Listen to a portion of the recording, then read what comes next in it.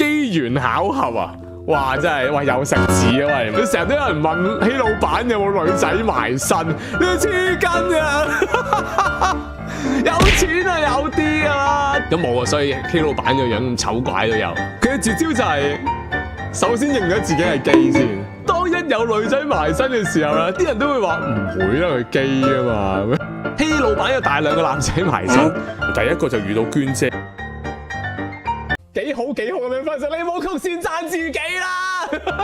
你部 Switch 至少半年冇玩，但下年3月有 game 玩，算唔算掉咗咧？斷捨離係一種處理屋企物件嘅一個方法嚟嘅。我哋喺新年嘅時候咧，我同娟姐咧就去收拾我哋嘅工作室咁樣。咁點知嗰位朋友咧一上到嚟就佢用咗一個好快嘅方法嚟幫我哋去分辨嗰一樣嘢需唔需要掉。假設啦，企一個盒啦，佢問我呢個盒咩嚟？如果我要咧，掉得。你乾淨咁同我講1、2、3我掉我啲嘢，1、2、3我掉我啲嘢。喂呀！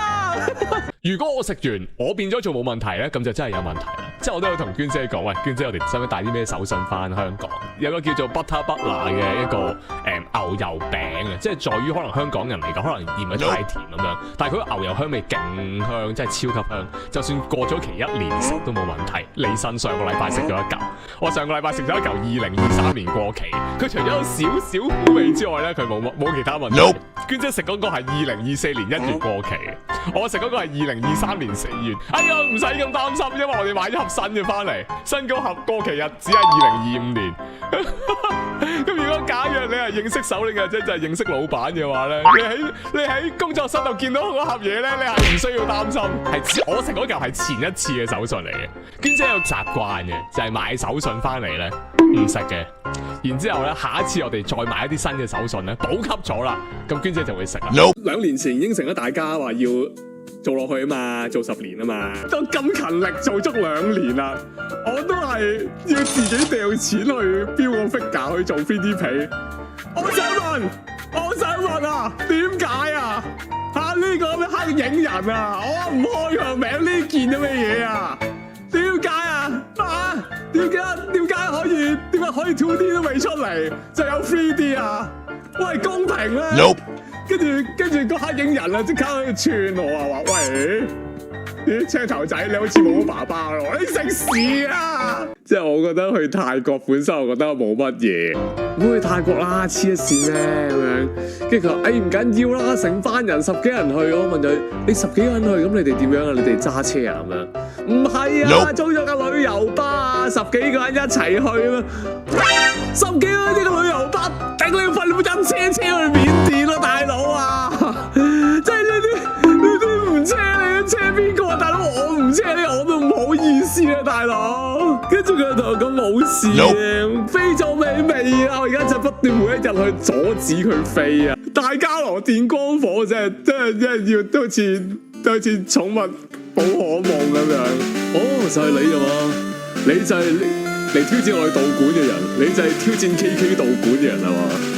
好啊，訓練完即管放出你個奴隸，俾我睇下你個奴隸到底有幾厲害。跟住我就掉個波出嚟，去啦，大家樂用電光火石，跟住就唔係我電佢咯，係佢拎個棍咧自由得哇咁樣，跟住就我俾人電，鬥俾人電，拍冇完佢，我救命黐一隻。佢姐話凍得晒呢個梗，好熱啊！你哋知唔知嗰日30幾度啊？今日係暫時香港最熱嘅一日咯。屋企部冷氣打鼓，好大鑊喎！而家冇冷氣，我同你講，我而家個冷氣開熱少少，我都即刻瞓醒啊！冇冷氣咁你點算啊？風扇係你嘅朋友，咁你咪淨係得風扇咯，淨係風扇。Only fans。你30幾度，你仲可以喺香港生存嘅人，你應該係頒個諾貝爾生存獎俾佢哋。講緊上一個年代啦，喂，你熱嘅時候，你可以除衫，你可以去游水，你可以做好多唔同嘅嘢，你可以喺海邊吹風，你落樓下都有風。喂，試問2024年你落到街樓下，你邊度有風啊？小林退熱貼真係搞唔掂喎，大佬！你除非你黐到好似木乃伊咁樣嘅啫，因為佢係幫你散熱噶嘛，你全身都熱嘅時候，你點樣散熱啊？散唔到㗎喎，因為你吸熱嗰個速度遠遠高於你嘅小林退熱貼，除非你塊小林退熱貼好似薩隆巴斯咁 Q 大塊，你一貼晒你啲膊頭啊、腰酸背痛、背脊啊、腰啊、額頭啊、頭頂你都貼埋嘅時候，你就真係有機會可以散到熱啦。因為大家都知嘛。大家都知我哋個工作室所有嘢都係過期啊！不過我想講咧，上次咧我買咗盒家庭裝嘅奶俾娟姐啦，跟住孝敬娟姐就話：娟姐點啊？整個大支奶俾你，跟住我之後今個月嘅伙食就可以收順啲。娟姐就好開心啦，收個支奶。然之後點知啊，我哋放咗喺個雪櫃度啊！過2日嗰支奶變咗做芝士，一路倒出嚟，喂，嗰啲咯唔係啲奶倒出嚟嗰個液體嘅聲音喎，而係佢嗰啲芝士跌出嚟一劈劈嗰啲聲音。喂，跟住娟姐仲唔識死咁啜一啖，然之後佢屙咗2日。